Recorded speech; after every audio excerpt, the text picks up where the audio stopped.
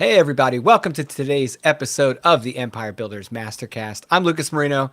I help nonfiction authors create courses from their books, and this is Honorée Quarter. Honorée, how are you doing? I'm so great. And I help aspiring authors create business assets that are revenue generating in the form of a book. Love it. I do too. I just want all the books. All the books, all the time. I love that this is all about nonfiction books, specifically this series we're getting ready to kick off. And Yeah. it's a big motivator for me, too, because there's probably once a week, maybe to twice a week, I go, man, when am I going to put that next nonfiction out? Like, been so busy with fiction, and I've kind of, you know, done this to myself, but I scheduled a lot of things. Yes. So I can't wait until We're a victim. one of them opens up, and then I can dive into my next nonfiction. Hey, Yeah. Justin, how are you? There's Justin, There he is. I saw my you waving. favorite older brother. By the way, Justin, I heard the math on that this morning, and I'm in your defense. I'm not sure if it works out the way. My math is perfect, Lucas. My math is perfect. And there's MJ. Hey, MJ. And MJ's like, yes, it is. Yes. Yes. So we're just going to leave it at he's my taller older brother. The end. The end. No one And has any proof to the contrary. Who could that's talk right. about it? So that's fair. What are you reading right now, Lucas? Nothing. Can you believe that?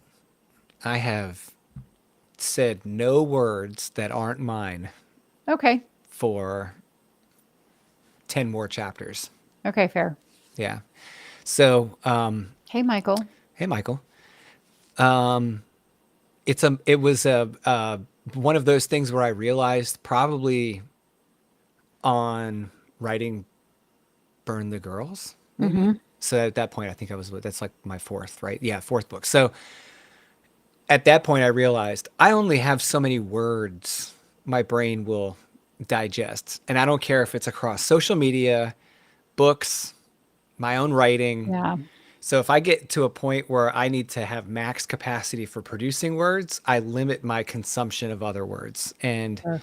I use music and other non-eye and brain, like Right. reading related, Right. to give myself a break from the reading. I'll watch TV. I'll do, Okay. things Yeah. like that, but I won't Yeah. read because, Interesting. yep, Interesting. because my Yeah. word count has to be so high, and I don't want to. What are you up to in a day's time for word count for fiction? Not where I want to be, but on this EMP series, the words are shorter per chapter. My word Mm. counts are tighter, Mm-hmm. and they're moving quicker. So just take that with a grain of salt. They're different types of words, but I Okay. can do 5,000 words and not feel like I'm going to have a hangover the next day. All right. If I do that with my deeper nonfiction, that's something. It's different. Fiction words Yeah. are different than nonfiction words, I think I've heard Oh yeah. and I've experienced a little. And I have a limit. I can be Yeah. cruising right along and then just hit the limit. It's like all Yep. of a sudden the glass is flowing over and I'm done. So, Now I will say this: when I feel like I'm in that taxed area yeah. and I read back through my stuff, I put a rule in place that I cannot write the next chapter the next day until Mhm. I've reviewed this chapter first again with fresh Okay. eyes, because Oh, it just gives me a way to go, okay, you're obviously close to not, you maybe need to step away from the keyboard. sure. And the next morning when I read it over, I can see it. I'm like, oh, I need to change that. Oh, let's update this. Oh, it's Right. like little things, but Right. you're writing so well. Right. It could just be word choice. It could be like you hurried up and finished a paragraph. Maybe you What? should have No. given it another sentence or two to, Stop it. That doesn't happen. because I'll read it and I'll go, wait, that is not all that was in my mind. I'm not really giving them Oh, the image. interesting. Yeah. Interesting. So anyway, Well, it's funny that at the beginning of the year we both said, or maybe the beginning of last year, I don't know, all the years run together. Um, we were like, we're both going to publish fiction and nonfiction. And I published a crap ton of nonfiction and you Yes, you published did. a bunch of fiction and you're publishing fiction and I'm still publishing nonfiction. And so it's just kind of fun, right? Yeah. That we kind of leaned into what we leaned into, but it's so fun. It does not feel like work to me. No. It I, it is hard work, but it doesn't feel like hard it's hard work. work, but it doesn't feel like hard work. I get Yeah. grief a lot from my non-writer, non-entrepreneurial friends. And they say something like, that sounds exactly like, you're always working. Do you ever stop working? And I'm like, do you ever start working? Like, sorry. When do you work? I don't know. Because it just doesn't feel like it. So like, oh, am I actually working? Because it doesn't feel like it. It just feels like I'm doing the next natural thing that I need to be doing. Well, you know what's funny about that is, and I won't drag this out too much longer because I know we got a topic to get a hold of, You but do. I realized what felt different when I finished probably course pricing strategies. I was on this tight schedule. It wasn't the first book. The first book, you're just kind of like, okay, I'm taking it all in, I'm doing it all. It's like, I'm just super focused. Yeah. On course pricing strategies, I felt like I had a stride. Everything was good. Everything was happening. Like I knew what to expect next. Everything was rolling and all the work was there, but the not seeing it for the first time had been lifted, right? Or was in place now. The first time stuff was lifted. And so I was able to kind of be a little bit more free in the work. And I realized something, man, I'm tired and my brain has definitely been working all day and it was hard work. However, there wasn't 1 millisecond where I wished I was doing something else. And I think that's the big difference. Like I've had really hard jobs where I'm like, wait, we haven't slept in 3 days, and you're like, oh my God, were we having that much fun? Like, it's Yeah. like, And the answer is yes. yeah, it's like, it's crazy that you can do that and you kind of lose sense of time and all the things. But then there's other times where, oh my gosh, get me away from this. And that is that feeling that Right. so many people try to get away from. And I've never had that writing No, I ever. don't have that in my business. MJ and I work closely together, and she will attest to the fact that sometimes I'm more intelligent than others, that I remember things better than others, but I never go, oh, I wish I could do something else. I just like Calgon, take me away. I don't ever Yeah. feel like that. And I just gave away my age, which for Nice those tuning reference. in is 39 That's right. because I'm turning 40 in September, just so you know. We're doing that today though. On our previous episode, I had dated myself and now you're doing it. Uh-huh. Yep. It's just So it's just depth. That's so all. what about you? What have you been reading? I finished Be Your Future Self Now by Ben Hardy, Dr. Ben Hardy, which is really, really great. And for some reason, with his books in particular, he did 3 books with Dan Sullivan. And I loved in those audiobooks, those 3 audiobooks, there was a conversation between the author or between the authors at the end of every chapter, which was really cool to listen to because it was like, Hmm. here's what we just talked about in this chapter and what else do we have? I don't know how they would put that in a physical or Kindle book. So that was really cool. Hmm. So then I read Be Your Future Self Now, and he did this author afterword of how much he had grown as a person and as a writer and as a business person because he put into practice what he was talking about in the book, in the back of the book. And that was in the audiobook, and I audiobook on the treadmill. So I listen to these 2 podcasts that are very short every morning, and then I listen to a book while I'm on the treadmill. And the goal is so that the miles don't seem as long. It's totally working. So I finished that book, and then I started. James Patterson released Tiger Tiger, which is all about Tiger Woods. I did not know that. And I just got it. It just came out. I just started it, and it's very good. And I have so many books and audiobooks and podcasts, just audio content in general that I desire to consume, that I'm now listening to Mickey Mouse speed. Are you And now, serious? yeah, I'm I just can't do on, it. well, I mean, it's like it's been creeping up. Fiction I listen to at like 1.2, 1.3. Yeah, I'm a 1.1, I'm 1.2 listening listen. to a James Patterson book that's fiction, which is fantastic. And that's when my brain is when my sponge is full. I'm just like, okay, we'll just listen to this fiction book. But the nonfiction, I have so much I want to listen to. And I know I'm supposed to slow down and take notes and listen to it more than one time. I really want to do that.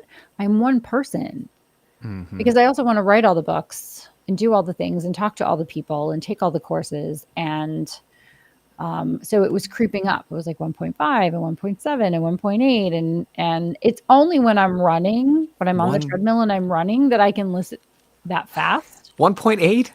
1.8, 2.0. Mhm. Yeah. That's crazy. It depends on how fast someone talks. There are some people that talk very slow, and so Hmm. speeding them up, I don't know how I would talk to them in real life because I would just be like, "Come on, let's go. It's okay. I can listen faster." Yeah, But there are yeah. some people that already talk fast, and I don't Mm, necessarily have to put them on faster. right. But I definitely have there's so much good content out there. There's so many great books that I want to listen to. And it's very funny because I made the mistake of going to the books I've purchased, but I haven't started Mhm. reading yet on Audible. I was like, oh Yeah, dear. Um, this is a problem because it's every gonna day get I wake up intense. and promise myself I'm not going to buy a new book today. And sometimes I keep that promise, but then I'll get one in the mail. Right? Someone will send me a book, and I'm like, "Oh gosh." I don't know that people realize that the gift of a book. Yes, you're right. He is one example of that, Michael, for sure.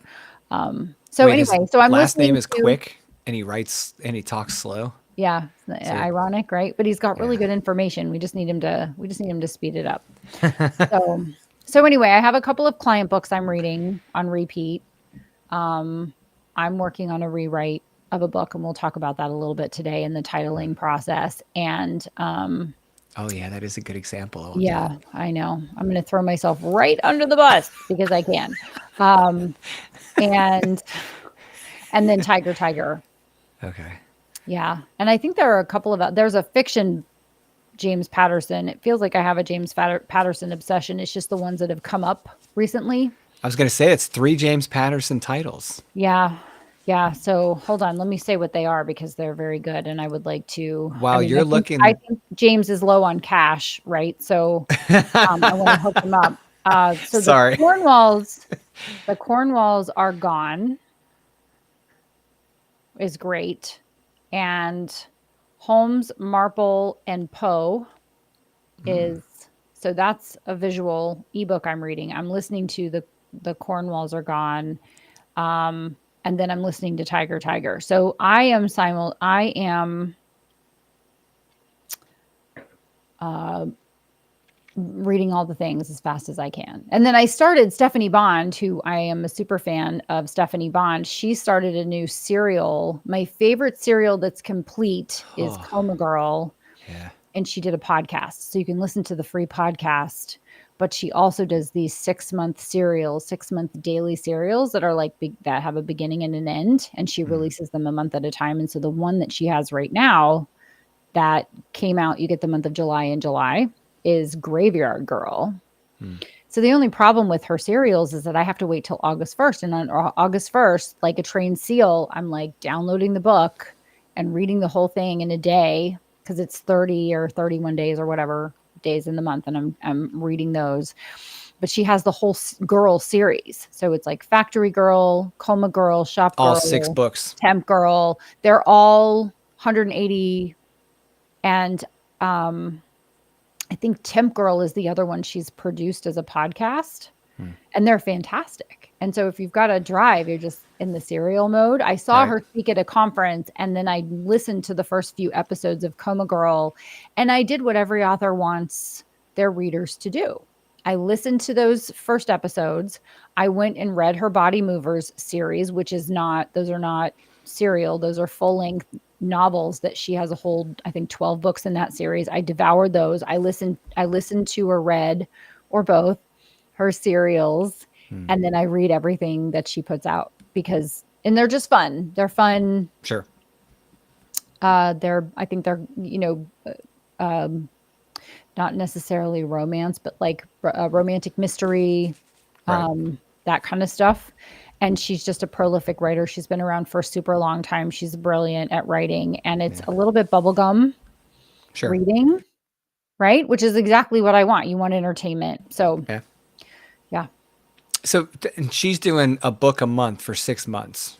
She's doing a book a month for 6 months in serial format. So if Right. you go to stephaniebond.com, you can actually read that day's installment, but it's updates every day. Right. So you can read it for free if you don't forget to go to our website. It's also in Kindle Unlimited. So you can buy the ebook for $2.99, or you can read it in Kindle Unlimited. And then she then has, I think she does books 1, 2, and 3 together, and books 3, 4, and 5 together. Her business mind is brilliant, and it's just fun to watch her with what she's doing. But also the characters are fun, and she does good character development, good setting development, good dialogue. Interesting. Yeah. Yeah. I've never read any of her stuff. I've never, you know what? You're going to probably, I don't know if you'll be surprised by this. You know me so well that you might not be surprised whatsoever. I've never read James Patterson, not once. And Tammy read all of his stuff for the first, I don't know, maybe 15 years of his work. He was a copywriter. He penned the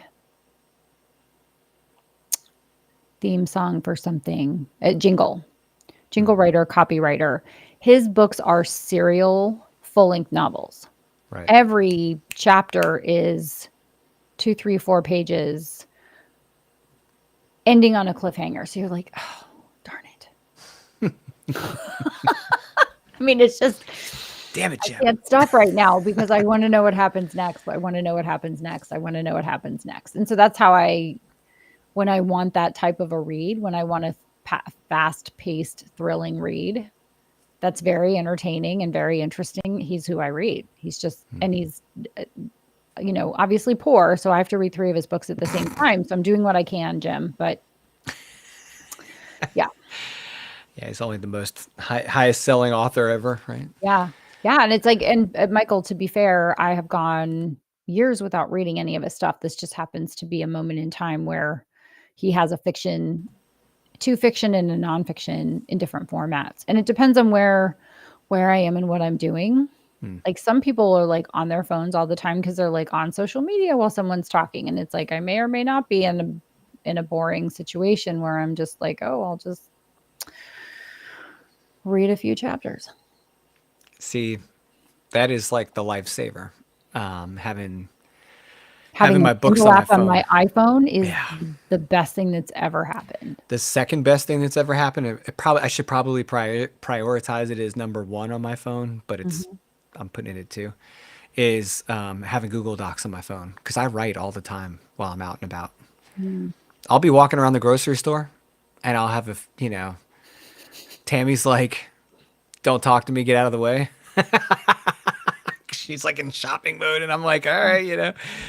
And I'll be behind her writing a chapter, and I'm thinking, man, if people around me only knew what I was writing right now. I love it. I love Anyway. that. I love that you're writing fiction in the grocery store. That's so. You're my hero. Well, I hate to break that to anyone who's reading and thinking that I'm in some secluded, like, dark lit place. They're like, oh, he must be so inspired. Now I'm walking down aisle 5. You have some scary things in your brain. So if you're like next to the mayonnaise and you're like, and then out of nowhere came the long blade and took his life 1 blood drop at a time. It's like, now I'm afraid of people in the grocery store. Thank you for that. You're welcome. Thank you for that. How old was I? I was this many years old when I became afraid to go to the grocery store. Yeah. Well, I can almost guarantee you some of the other people in there have worse thoughts. Some of the nicest people I know have very sick creative brains. Yeah. That's how we stay so balanced. Yeah. That's how you stay so nice. You just kill people on paper. I'm about to do that. So Ooh, can't wait to see it. You notice my We'll little see. antenna going up. We'll see. Keep your expectations low, please. That's right. Okay, thank you. So are you ready to dive in? I am. I have my notes. I'm Right. ready.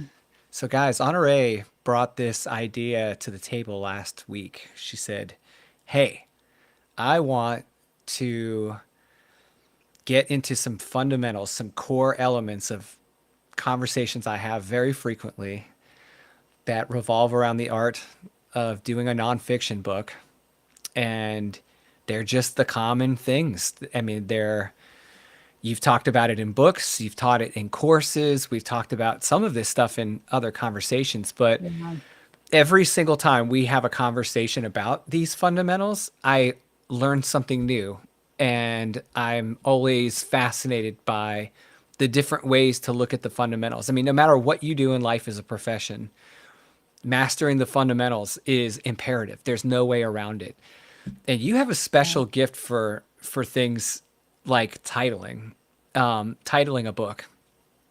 Monetize your book with a course is hilarious because every time I think about us titling it, we're sitting on the back deck at your house.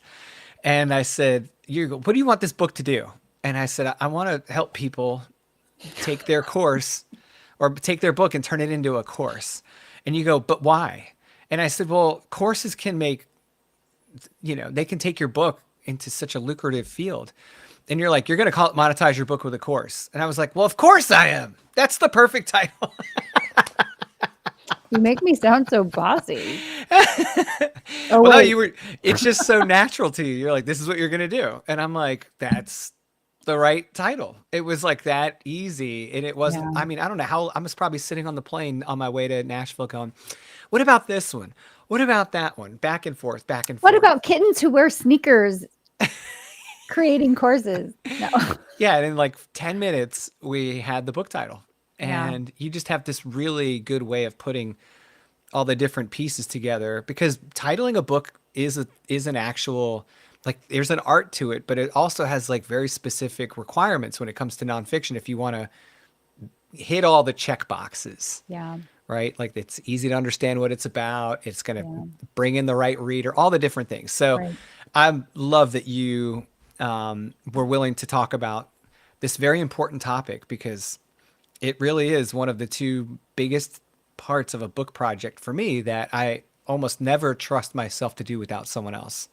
I want other people's feedback on titles. So that is what my mind did when you said, let's talk about developing titles for nonfiction books.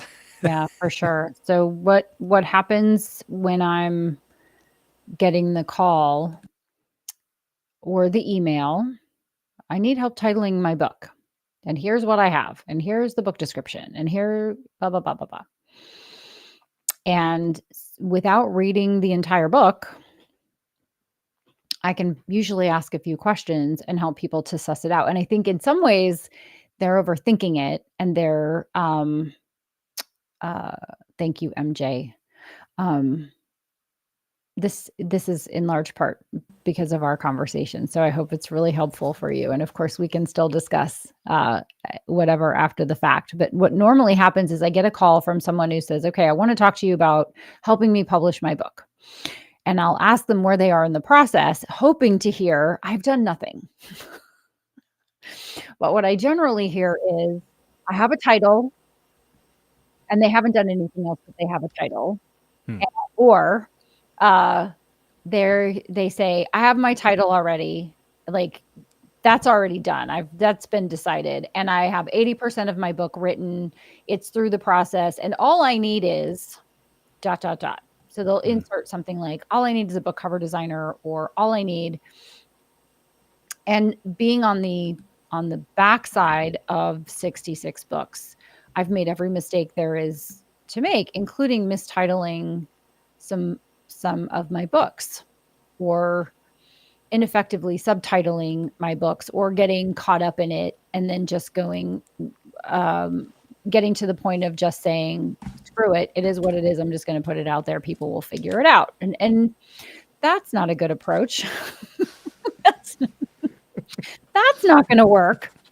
They'll figure it out. They'll figure it out. Like, come on, people, get it together. So I thought it would be helpful to talk about why having an effective title is helpful, um, and what ineffective titles can cost you. And I think it seems obvious, but also does titling books seems obvious to me now that I have all this experience. And I think you think that it's um, a special ability. I think it's just number of times at bat. Um, Well, right? yeah, I mean, you have developed this muscle, right? Right. I think it's just Yeah, because I've done it so many times. I don't think I have a special gift. I just think I've done it so many times, like anything else. repetitions. Right. Yeah. So, an ineffective title is going to mislead a prospective reader. So they're going to think, I'm going to have my problem solved, or I'm going to be able to do X because that's what the title says. Hmm. An ineffective title can also um, cause people to buy a book with an expectation that's incorrect because it's mistitled. I think where some people miss the boat a little bit is they try to create the perfect title and subtitle without taking the contents into account. So if we talk about not wanting to miss sales, reads, and impact, because ultimately the right title is going to cause people to read your book. They're going to go, oh, this book needs to go to the top of the pile. This is the book I need to read next most. Of course, the book I bought most recently is the book that I'm reading, when I probably should have not bought the book and I should have gone into one of the 400 titles that I haven't read. Nevertheless, the picture of Tiger on the cover with Tiger, and I'm a fan of what he's accomplished in his career is very interesting to me. So I put it to the very top of the pile, for better or worse. This being Tiger Woods, Yes. for those that Yes. aren't familiar. Yes. So we want people to see our book in nonfiction. So prescriptive, transformational nonfiction books, we're generally helping someone to solve a problem or capitalize on an opportunity. And we want someone to see our book title, our book cover, and say, I need this book. I need this book right now. I need to read this book next. This needs to be the next most important thing that I do when there are so many things competing with their attention: social media, television, current events, work, children, all the things, right? So it needs to be as they say in My Cousin Vinny, dead on balls accurate. It's a Right? scientific term. It's a scientific term, right? We got to get pause attraction. so so in order to do that, we want to make sure that our titles are not only effective but also accurate. What do you mean by accurate though? Does it have to be like related to my topic? Does it have to be, because I think people get real cute with titles, right? We think Uh-huh. like something witty is going to stick in someone's mind No, because it's stuck in our mind because we thought it right, was so damn witty when we come up with right. it, Yeah. Well, you let's know? talk about it. It needs to, so by accurate I mean it needs to reflect the contents of the book. So if you're coming up with um the the 12-minute solution to your perfect beach body, and then you're talking about the fact that you have to be in the gym for 120 minutes a day, not 12 minutes a day, it's not accurate. It's not in alignment with the content. So the content has to be in alignment with the title and the subtitle, and the title has to be in alignment with the content all the way around. It has to perform the what and the promise. So let's just kind of dive into the fact that the title is what the book is about in as few words as possible. And with nonfiction, you don't need how to in the subtitle. Right. You don't need it in the title, but sometimes it gets stuck there. And I'll talk about a recent example of that for me. Um, but you want the title to be exactly what the book is about. Think and Grow Rich, The 4 Hour Work Week, The Miracle Morning, Vision to Reality, The Dynamic Laws of Prosperity, the Bible. If you have to explain the title, then you've lost the people that are outside your circle of influence, because most people are going to see Right. your book cover and your book title on a device that's very small in the overall scheme of things, and they're going to see it in a very small proportion to the very small object that they're looking at it on. So you have to make sure that the title is readable on a very small space, which is difficult. So if you have this long drawn out title, you're going to lose some people because they're not going to be able to read it, and that can be ineffective. And so we're just looking at how can you title it in the most effective way in this with the smallest amount of words accurately, so that when your prospective reader sees your title on your book cover, they instantly buy it, read it, review it, and tell their friends. Right. So keeping in mind that the title is what the book is about, then we get into the subtitle.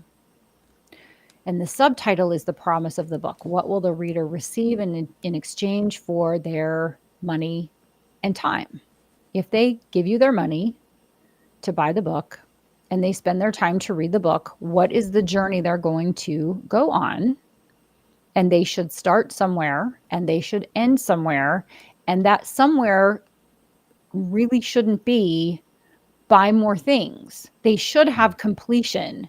That is not to say, and I may be the poster child for the three-legged stool, right? Having a workbook and having a course, those things serve their purpose.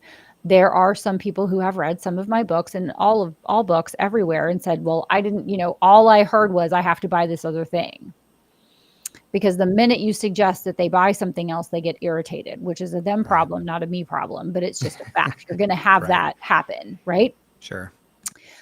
However, in every book, your title and your subtitle must reflect the journey that the reader is going to go on and reflect what the book is about and the promise of the book. And so when you're reading your finished manuscript, if you don't still have a title and a subtitle, you can go back and figure out where the reader starts and where they end in order to take and put in place an accurate, effective title for the book in as few words as possible, so that when the person sees your book cover and your book title on their very small device, they feel compelled to buy it, read it, review it, and tell their friends.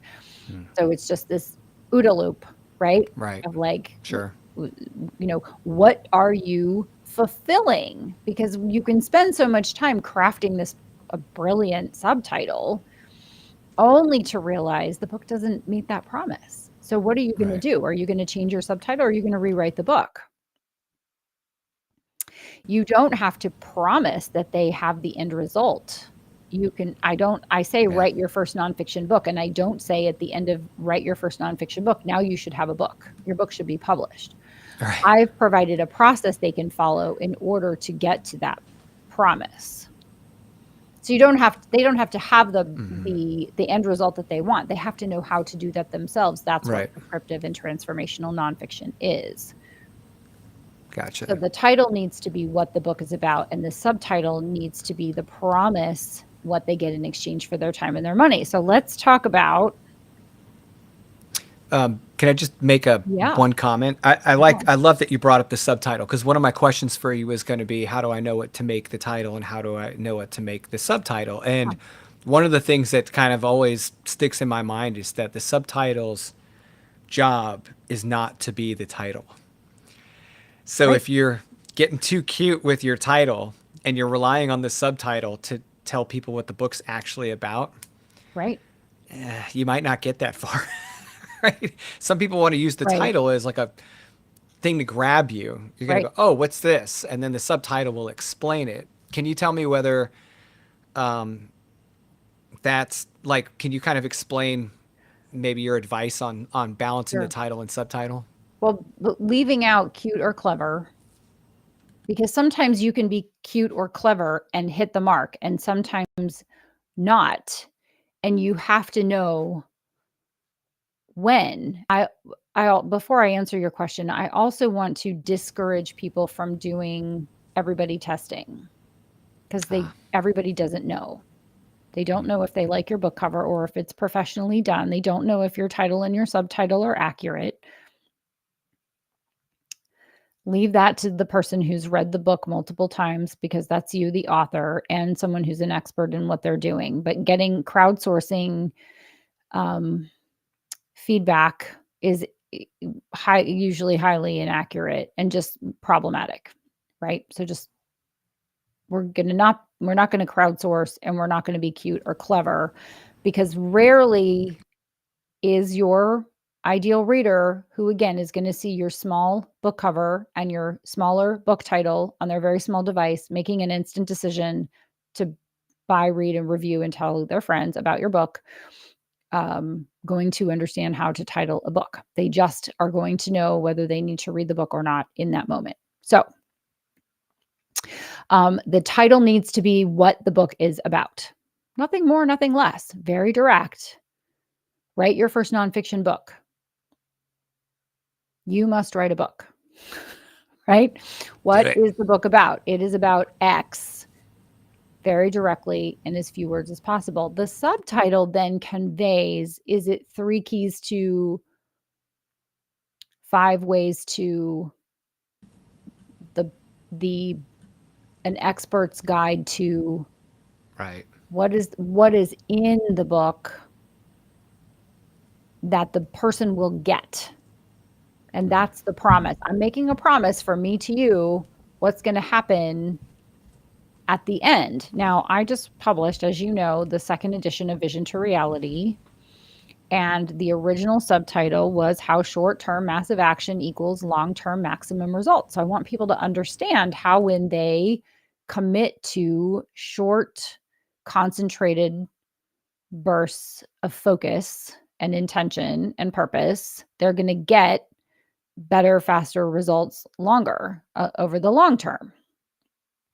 I took off the word how, but my designer didn't. Well, don't say the name. Don't say. So I just left it on there. So if you go and you look and you go, but Honorée, your most recent book has how in the subtitle, it's because it was a game time decision whether I was going to go back and have him redo all of everything and over one word. And the answer was no.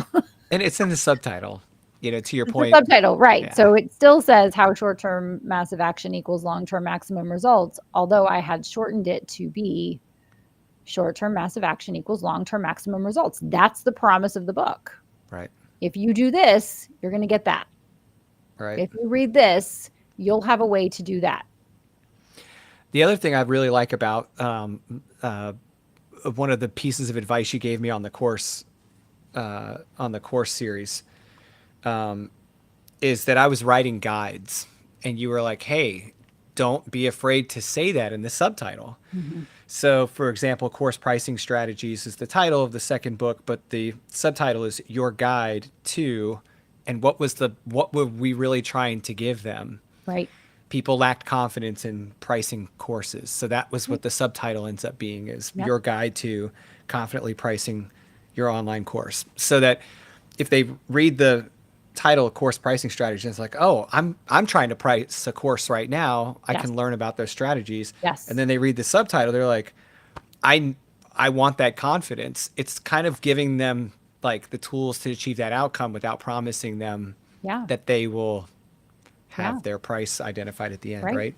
Right. So I really appreciate you explaining the difference between, or how the two work together, because I think it's so important with these types of nonfiction titles that there's almost a bit of magic, right, between the title and the subtitle. So thanks for entertaining my question and expanding on that. You can't clap without 2 hands, and you must have a title. Most generally speaking, right? The Bible probably doesn't have a subtitle. I'm going to guess. I'd have to go look, but also has a lot of books in it. also has a lot of books in it. But you can be cute and clever and have a great sense of humor and witty and all of those things inside the pages of your book. You got to get people inside the pages of your book. So in order to clap, you need the title and the subtitle. You need those 2 hands coming together.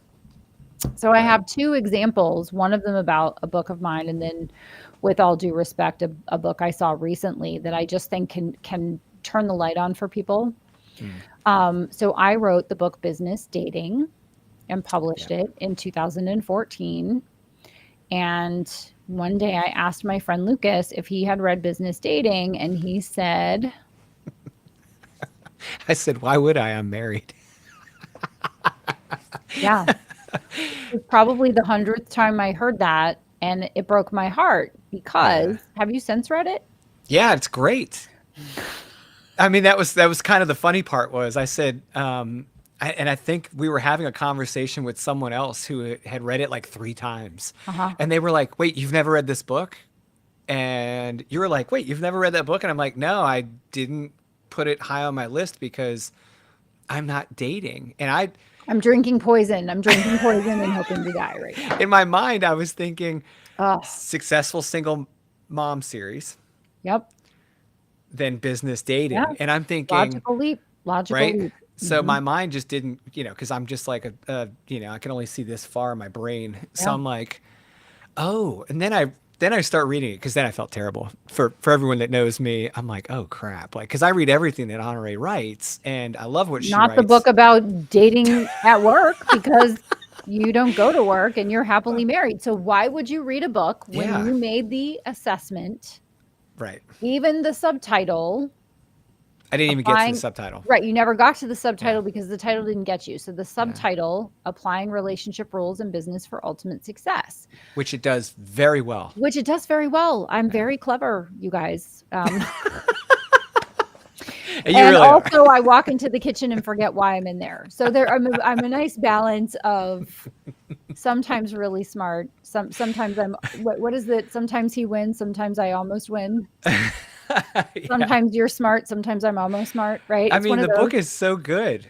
You know. Thank you. And not a lot of people have read it because they assume that it's a book about dating at work, Yeah.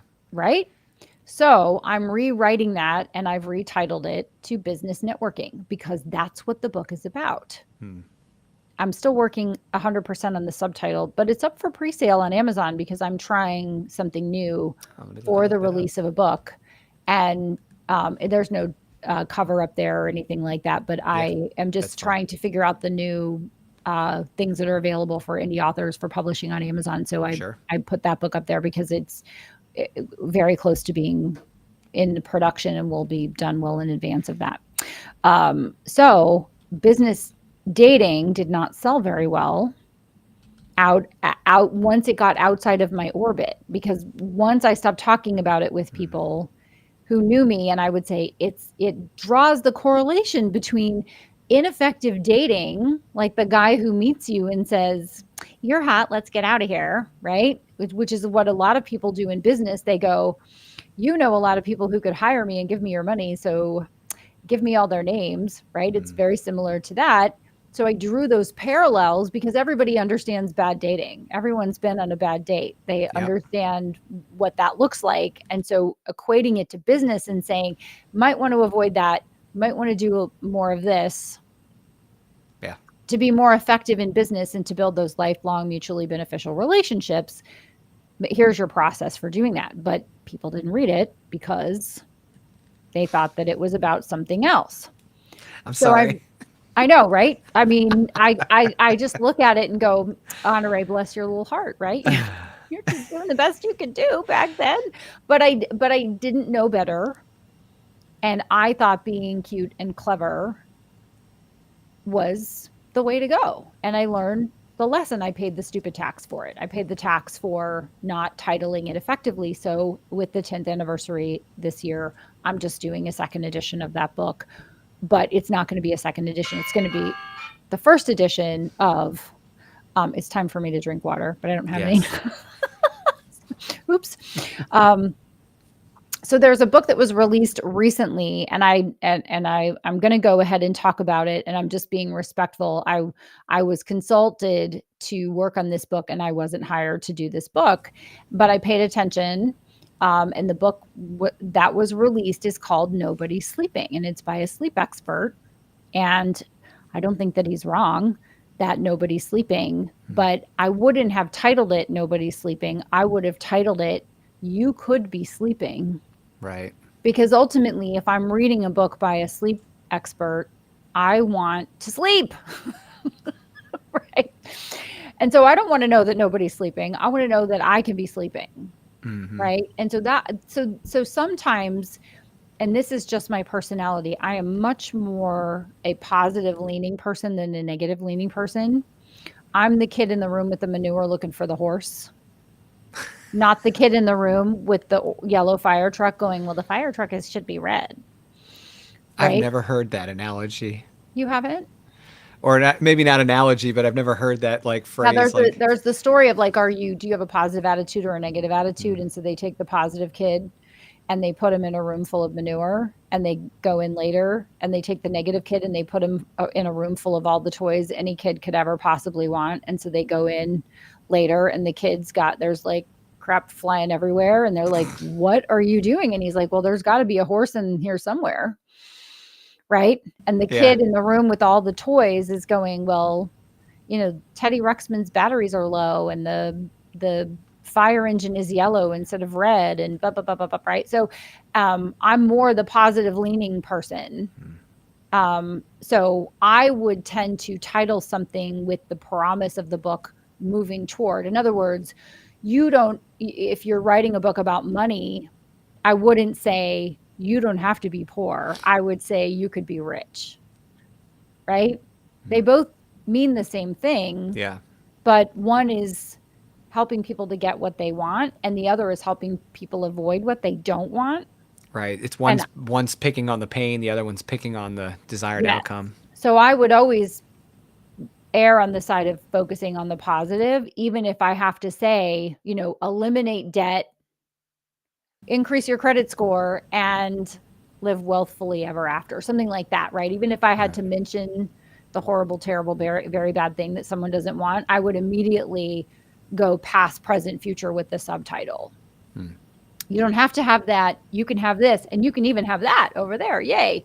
Right. That's just how I'm wired. Yeah. So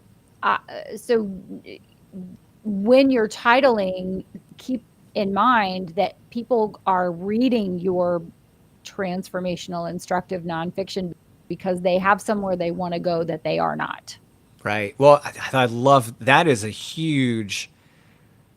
Do not let that pass you by. Like that is a nugget. Like Write that that's down. It was good. yeah. That's just that point. That fact is that your reader is wired, most likely wired a certain way. Yes. When you identify that ideal reader, Yeah. this is the kind of person that you're trying to bring into this book. You can't write a book that every single person in the world is going to love, everyone Right. in the world is going to want to Right. pick up. Hey, Right. you might, but it's probably not going to happen. The reality is you do have an ideal person in mind when you write the book, and the title is leaning toward their personality and their traits and their what's going to get them to pick up the book, not necessarily their next door neighbor. I love that. Perfect.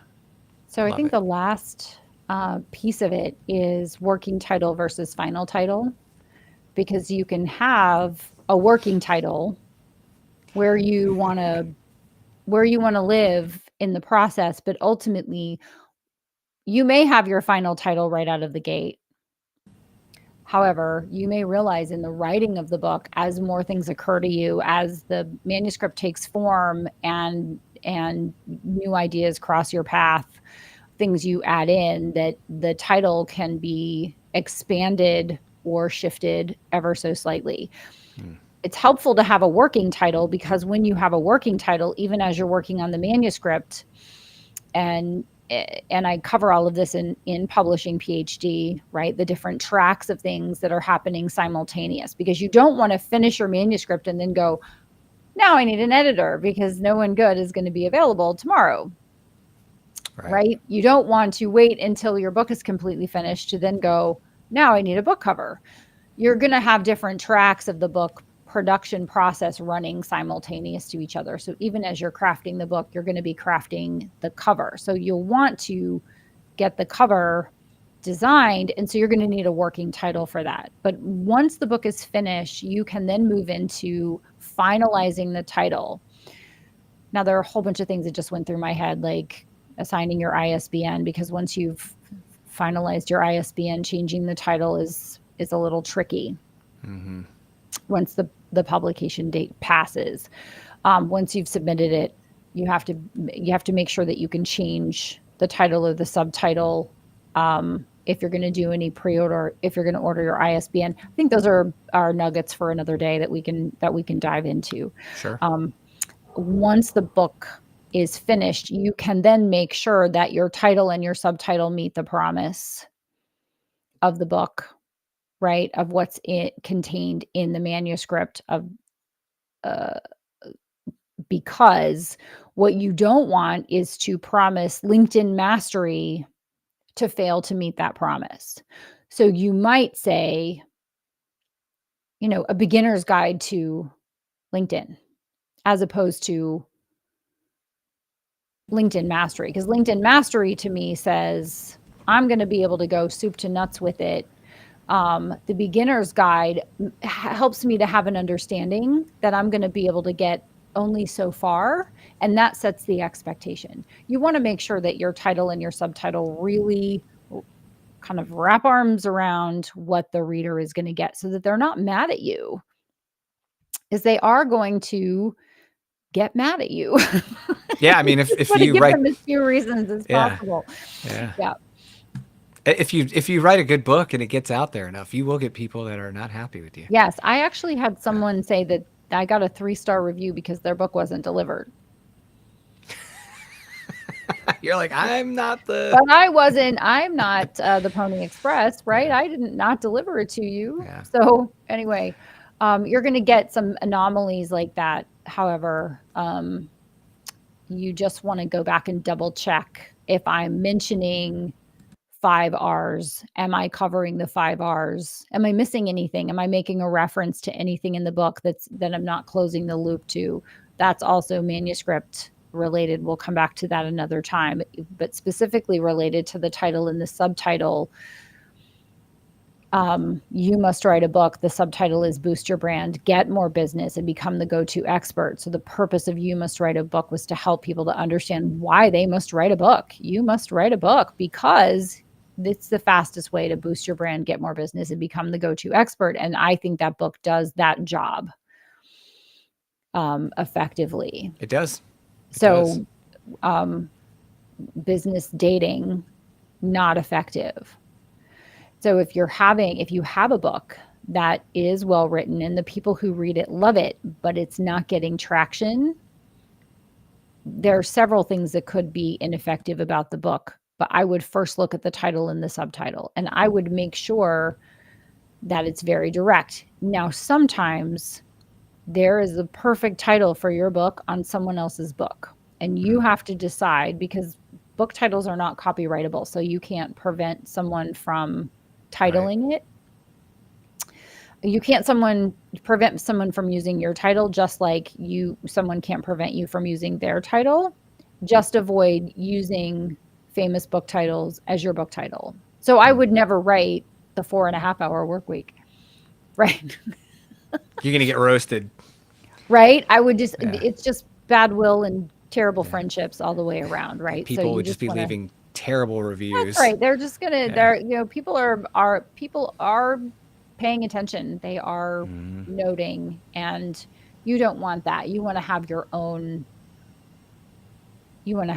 ideas and work from your own ideas. Do we have any questions on you guys chat? We had some comments. I didn't see any questions. MJ, I'm curious if you're still here and if this was helpful for you, because I know we've had these conversations in the past about something. I love the fact that you brought up timing, right? Like, if you don't have to have this nailed down in the beginning.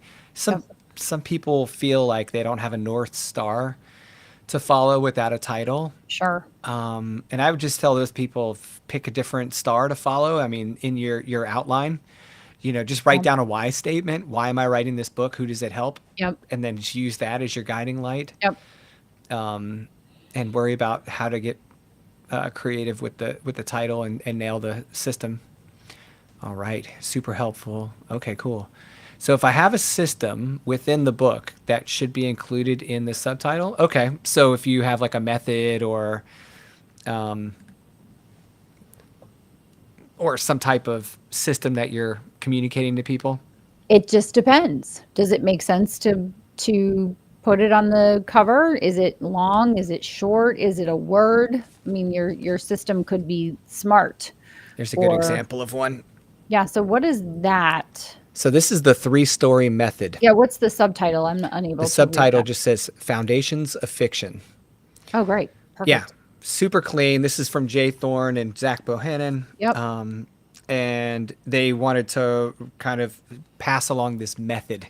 So in that Mhm. case, the book is about this method. Everything Yep. in the book is about this method. So yeah, that would make sense in a situation like that, MJ. But I'm with you, Honorée. Like I communicate a certain system for creating courses, like a Yep. certain approach in monetize your book with a course, but I don't Yep. name a specific system or method in my titling because honestly, they can take all those different Right. tools and apply them how they want. It's not like a trademarked system.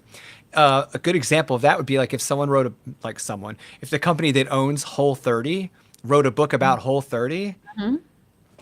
that topic is probably going to include the trademarked system. I think the book would probably be the Whole30 That's method right. for ultimate health or something like that. But Right. in Buying College Better, Beth has the magic method, but we don't have any mention of it in the title or the subtitle Right. because we wanted to give the reader was complete confidence in their choice of school.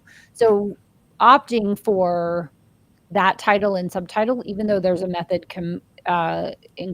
included in there, I don't have a method and there is no such thing as writer's block. And so I am conveying confidence to the reader with the subtitle. You can unlock your inner prolific writer. I didn't just say unlock your inner prolific writer. I said you can, because I wanted to convey confidence, because writer's block doesn't exist, but to some people it does. Right. And I wanted them to know that they didn't have to have that, right? You don't have to have writer's block. And sometimes if you're not writing, it's not because you have writer's block, it's because you haven't rested or because blah, blah, blah, blah, blah, right? So all of that to say is if you have a method or a system or a process, MJ, you can call it out on the cover, or you can just say, here's what's going to happen on the other side of reading this book. And Right. so her book is around being a burned out businesswoman who's also a mom. And so we had discussed several different things. And MJ, I don't want to talk about this without your permission first. So just still working through what's the antidote to being a burned out business mom, and then do you want to say um, you can be a relaxed um, right, confidence, not absolution. Yes. Right. You can balance, and maybe this is your subtitle, you can balance being a businesswoman and being a mom or something to that effect. Be Yeah. effective as a mom and a businesswoman, Yeah. right? Something like that. It's like Yeah.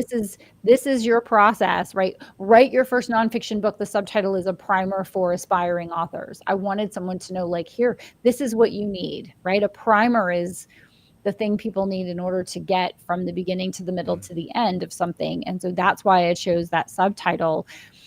There is no 100% right or wrong way. It is a little art and a little science and a little common sense. And also, when someone looks at it, do you understand what it is and do you want it? If you're the right person, you want to effectively network in business.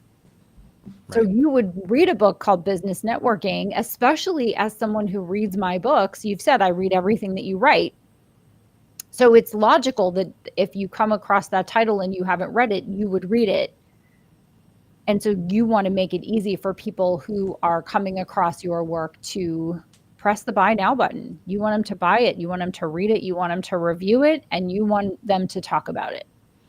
Right. And you know, you made a good point about being positive, but you're also still calling out the thing that I'm identifying as a pain point without putting it in your title, Right. right? So Correct. if I'm a business owner and I know that I need to Yeah. improve on my networking skills, you don't have to tell me that I suck at networking to sell me a book on networking. You know, you Right. could just very clear, like, this is the subject of this book. Right. Some people would say, you know, attending group meetings don't suck at networking, Right. right? Like but that's not my personality, and the brain doesn't hear don't. Interestingly, I don't use how to. And if Tammy says to you on the way out the door, on the way home, don't forget to pick up the kids, you may very well walk in the door and look at her and realize that the brain doesn't hear don't. And Right. so all you heard and all people will read is forget to pick up the kids. So you take the directive and then consciously you go, oh, don't forget to pick up the kids, as opposed to pick up the kids. And so if you put don't suck at networking, what someone's brain will read is suck at networking. So just things to consider: understanding language, telling people exactly whether this book is for them or not, and then asking people, when you see this title, do you understand exactly what this book is about? And then making sure that what it says exactly this book is about is exactly what the book is about. And you're going to Network win. your face off. Yeah. Network like you mean it. Network like a Don't be champ. a big jerk. Oh, sorry. Be a big jerk. Okay. Be a big jerk. Stop being mean to people and being rude. Oh my gosh. I guess the last thing I'll throw out there that you helped me with is there have been times when I didn't have any clue what I wanted to title it. I was still confident in the outline. I was Sure. writing the book. I'm like, yeah, I don't know what the title is. I'll figure it out. Maybe when the book comes together and I see it's in its entirety, it'll hit me. Maybe I'll write a phrase in the book and it'll jump out at me.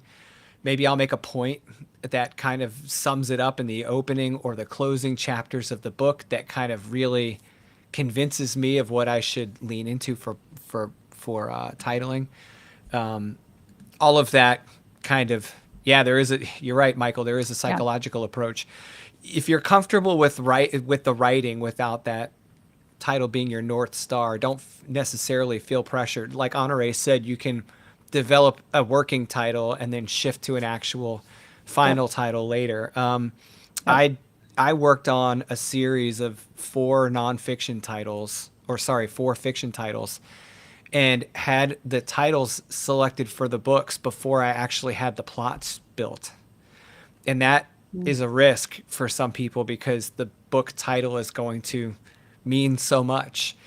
And how could you possibly have a title picked out when you don't even have the plot for that book aligned to that title yet? And it is a little bit of a gamble to broadcast that. Now you can make your title and you can keep it. You don't have to tell everyone and their mom on social media right away that you've got this amazing title. Nope. And that's what I chose to do, was to pick four titles and not talk about them till I had the story plotted out. I was convinced that I was going to go with that title. So even though we did the work way ahead of time, a year ahead of time on one of those, the cover was developed and the book was titled before the actual plot was finalized. Yep. And that to me was okay because it wasn't my current thing that I needed to be marketing. So if you Right. are marketing a product, a service, whatever, and you're in the process of creating your book, don't feel pressured to market your book right away with the title. You can market the book, the premise of the book, the idea of the book, the intent of the book without necessarily giving a title right away. And people will be excited about that. So it's just something to help maybe some confidence while you're in the I'm picking a title phase of your project if you're not convinced yet. Yep. I have one final example. Yes, ma'am. I read a book years and years ago by John Kralik, Kralik, called 365 Thank Yous. And it started my daily thank you note practice that I have continued for all the years, consistently. And eventually that book it was about how I think he was broke and dying. right? He started with a really sad story, and he decided just to find gratitude and to send one thank you note a day for a year and see what happens. So thus the title 365 Thank Yous. The book is currently, I think, better titled. It's A Simple Act of Gratitude: How Learning to Say Thank You Changed My Life.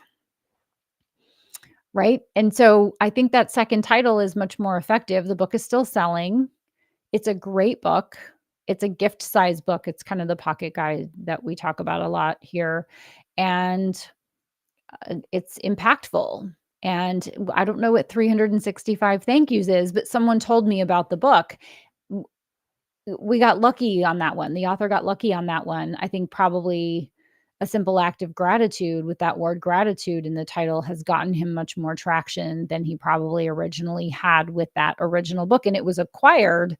I think he self-published the original version, and it was acquired by traditional publishing. And they have this process that they do of titling, right? They have a process, their own process, I'm sure, and that's why it was retitled. I'm just guessing.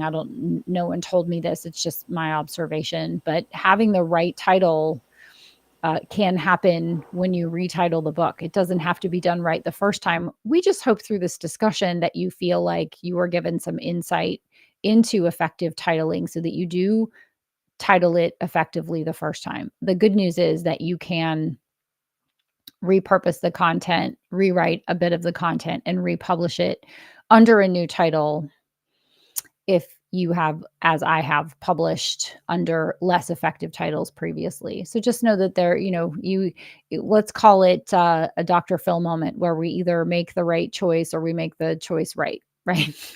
You make the right decision or you make the decision right.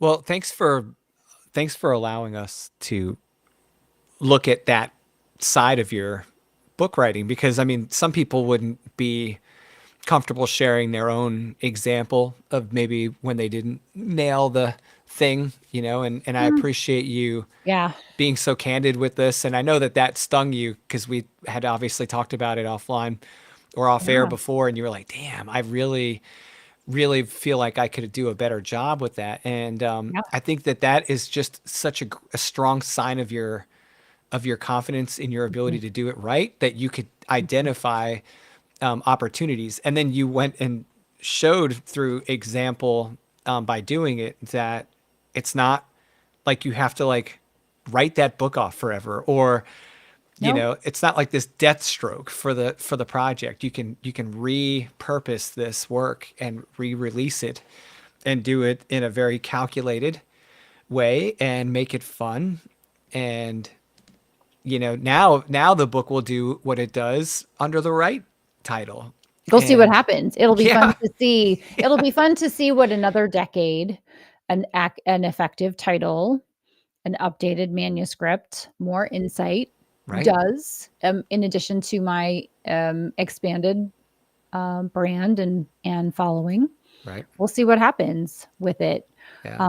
It's heartbreaking that so many people said, no, I didn't read it but it gave me the opportunity to have a teaching moment here in this Mhm. space, which I know someone appreciates. Right. So Yeah. I take my work very seriously, but I don't take myself too seriously. And I feel like no one's looking at me and thinking that I'm perfect. Right. And Right. especially me. So if I can add value to someone and save them some missed opportunity and help them to do better, I'm all about it. And I just want to make one little like point about this particular project for you. It's not just a retitling. You have updated this book as well. Oh, correct. Yeah, Right. it's been a long enough time that I'm going through. Well, I have to take out the direct correlation between business, dating, and networking because it's not in the title anymore. So I'm Mm. just talking about effective networking. Sometimes I'm throwing in like, when you had a bad date, like this will have happened, but I'm doing an extensive rewrite of the manuscript as well. So it'll be a brand new book. And I'm going to, unlike Vision to Reality, the first edition is gone and the second edition is up. Business dating is going to stay there Mm. and business networking is going to come. So I'm not transferring reviews or anything with the second book. I'm bringing it out as a brand new manuscript because in effect it is. Excellent. Yeah, that's a very big distinction, between just like a re-release under a new title Right. and it's essentially an entirely separate project, which is Yep. building on the lessons learned from the first one. I love it. Great. Love it. Love it. Yeah. Thanks, All right, Lucas. guys. Well, thank you so much for hanging out with us, allowing us to go a little bit longer than usual. Such an interesting topic. It impacts every single book project in the nonfiction Right. space. Yep. This is a prime example of a fundamental that applies to every nonfiction book, and you could unpack these conversations in so much detail and never lose the bubble. Like, this is a Yeah. really valuable lesson, and I can't wait to get into the next episode in the series about the fundamentals of nonfiction. So, Honorée, thank you so much for sharing your projects and sharing your insights and your expertise with us in this episode. Thank you so much, Lucas. Thanks everyone for tuning in. Please like and share and comment and ring the bell, all the things, and come back and see us next time. That's right. And if you have found yourself in the middle of a book writing project and you're looking for some guidance on putting together your perfect nonfiction book, go check out the Author Success Bundle at empirebuildersmasterclass.com. And you'll have access to 3 of Honorée's most profoundly impactful courses. Thank you. Thank you. Literally shaped my nonfiction career. So